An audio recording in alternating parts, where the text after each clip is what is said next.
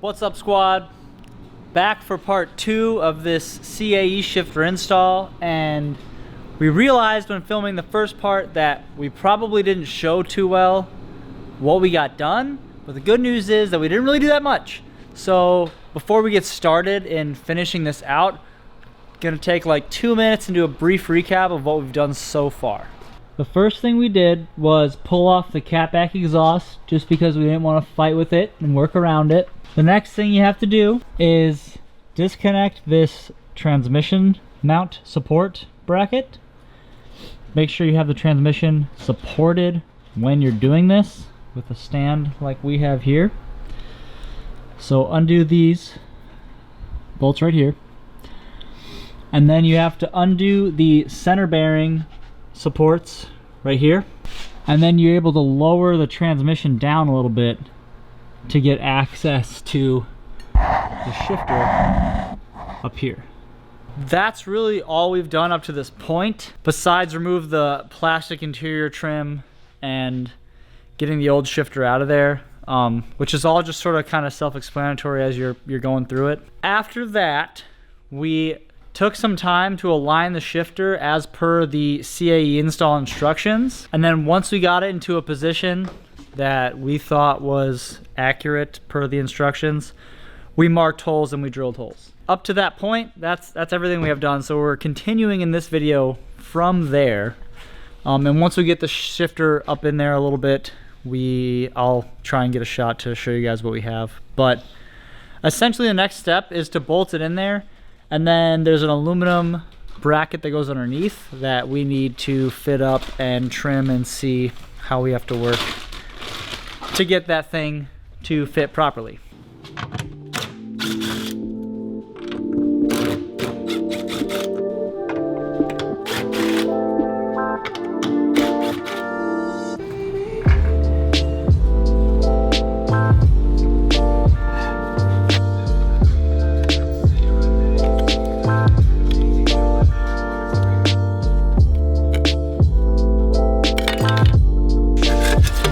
Alright, so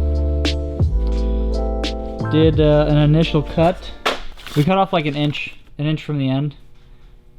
This is not going to be the same for everybody's car, so please do your own test fit and stuff. But we just started off by trimming an inch off the end with some tin snips, and we're going to see if that makes it any better. We're mighty close. Just trim it a little more off, trying to get that nice fit. There is there's Jameson. There's Jameson in here. All right, so these are the holes we have drilled, and this will just go in here. Got the plate trimmed, got these holes drilled, and now I think we are ready to bolt it up. See how it looks. Gonna slowly start tightening it down and getting it to sit right. So far it looks pretty sick. Really makes me want one in the R32. We got the center position kind of adjusted when it's in gear in the location. So now we are safety wiring The shaft set screw? the set screw to keep the lower shaft that connects to the linkage so it doesn't back out. It also has you Loctite it. Pretty intense, I must say, since he's still a certified aircraft mechanic. He's doing the safety wiring. No, I do not have a safety wire pliers, sorry. I'm about to check out this pigtail, bruh. Scoot. Nah. Look at that.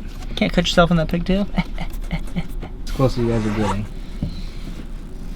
What up, squad? What are you guys doing? Me and shit. Hey, bruh. Is it all done? We're almost to the tuning install stage. it's just like tuning and stuff now.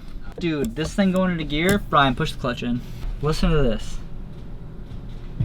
Oh my God.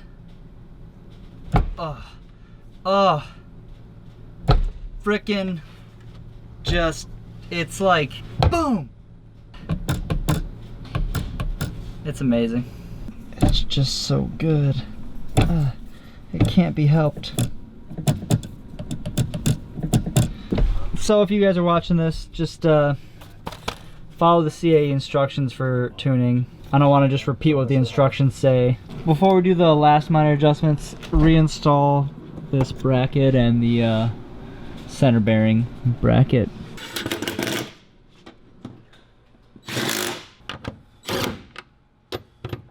Alright, so as you guys just saw, the shifter's actually installed.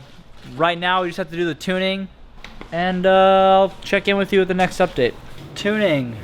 Adjusting the lateral shifting stops with a 6-speed gearbox. The basic 3rd and 4th positioning.